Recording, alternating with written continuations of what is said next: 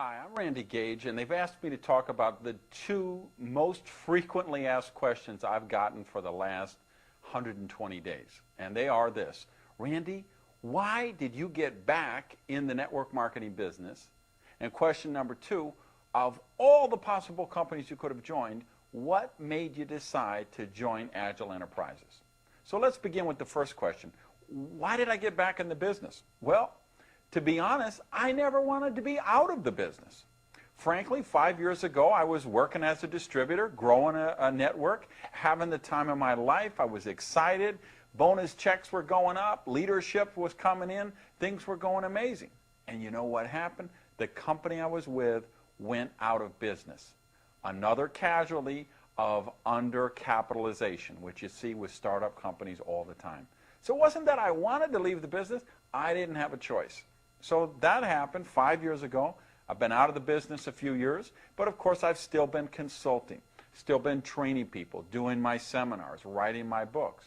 And along the way, here's what happened. I've been working with some of the most top leadership people in the network marketing industry on a consulting basis. And I will flat out tell you this: I have created more MLM millionaires and MLM multimillionaires than anybody alive. And I'll stack that against anybody. I mean, you send in Mike Wallace and the 60-minute camera crew, you come to my office, we'll start taking out files, and I will show you company after company after company after company where I've trained the #1 worldwide or number 1, 2, 3 worldwide. I've got companies where I train the top 10 or top 20 payout leaders worldwide. So what's been going on?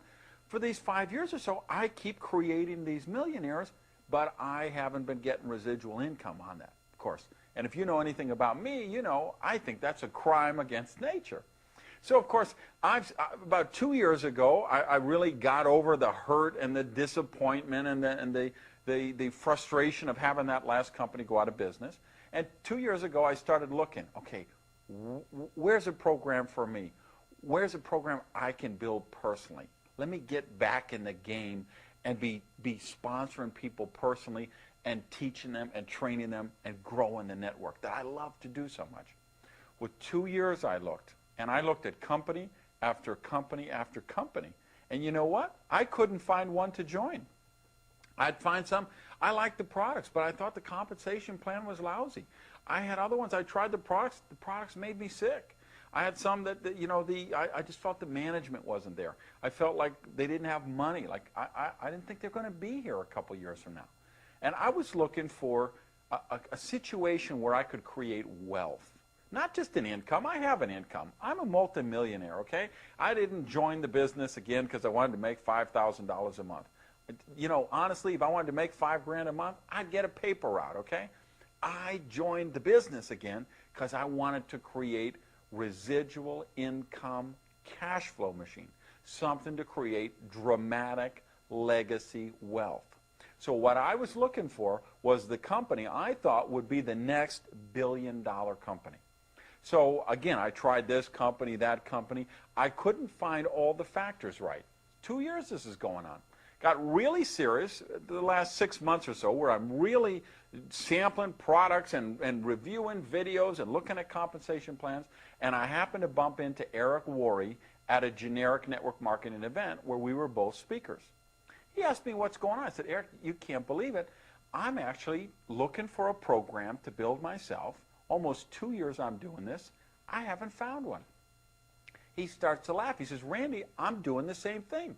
I said, wait a minute, Eric, you just started a media company. I know you raised $8 million. You're CEO.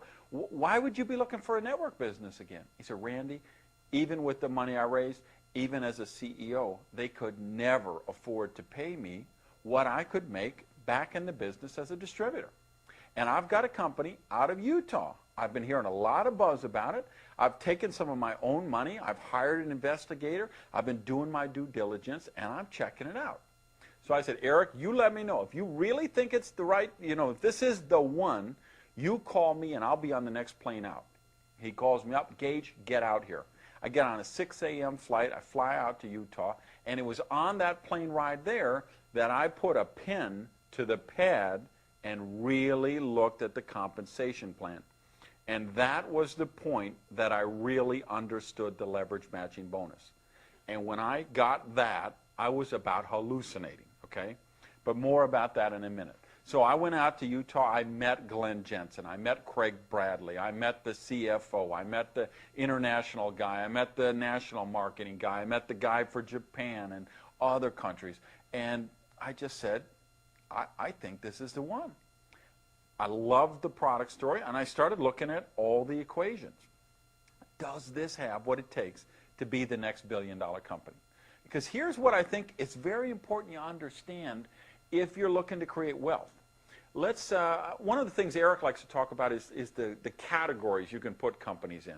And I kind of follow his lead. I'd put them into 4 different categories here. 4 buckets, let's call them. Bucket number 1 is the airplane game and the chain letters and the pyramids and the travel cards and the gas cards, okay? Those things are the schemes. Nobody who's serious is going to pay any attention to them. So throw bucket number 1 out the window. Bucket number 2 is the big guys, the old school guys, the Amway and the Herbalife and the New Skin and the Shackley. You know what? Good companies, solid people, solid companies. They've been around forever. I think they'll be around forever. I have nothing bad to say about those companies. However, I didn't join them myself personally. Why? Because I think in a mature company like that, I believe you can create an income, but you can't create wealth. You know, I don't believe Mark Yarnell could join New Skin today and build a $300,000 a month bonus check. I mean, I think the ship has sailed on that. That's just my opinion, but I think in a mature company, if you say, hey, I want to get in the business and build a nice check, a bonus check of $5,000 or $10,000 a month, I think you can do that with a category number 2 company. But again, that isn't what I was looking for. Now, category 3. This is the bucket of companies. They've been around a while. They might be here 10 years, 15 years, but they never really hit it big for whatever reason. And of course, they still tell their distributors, yeah, we're 12 years old and we haven't even hit exponential growth yet. But the truth is, they're not going to. If they were going to hit it, they would have done it already. Okay, company just doesn't languish around for 15 years and then all of a sudden hit exponential growth. That doesn't happen. So, and there's a million reasons why it doesn't happen. Maybe the products don't have traction, comp plan is not well, they don't have strong management, it's just the wrong product at the wrong time. I mean, there's just a gazillion reasons that could stop that from happening. Obviously, I didn't want to be in a bucket 3 company because there's no wealth to be created there. What's the first, the final bucket? Category 4, that's the new company, the startup company, that actually is going to hit that exponential growth curve and become the next billion-dollar company.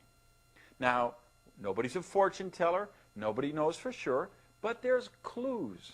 If you look at the companies that did make it, if you look at the firms that hit the exponential growth, there's certain criteria that have to be met. There's certain factors there, and that's what I looked for with AGEL. That's what I found with AGEL. So if you ask, how did a guy like Randy Schrader, a guy like Eric Worre, a guy like myself, a guy like Antonio Adair, how did these 4 multi-million-dollar producers all find our way independently to the same company and believe that it's the next multi-billion-dollar company?